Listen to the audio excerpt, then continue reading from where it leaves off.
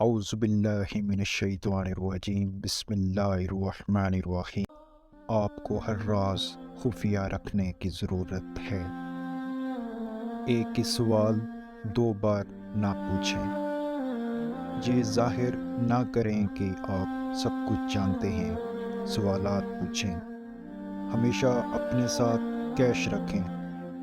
20 اور 30 سال کی عمر میں زیادہ محنت کریں تاکہ آپ کی آنے والی زندگی آرام سے گزرے۔ صبح شروعات اچھی چیزوں سے کریں تاکہ آپ کا دن برباد نہ ہو۔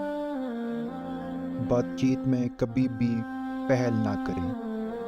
حقیقی دوستوں کو 100 رشتہ داروں سے زیادہ اہمیت دیں۔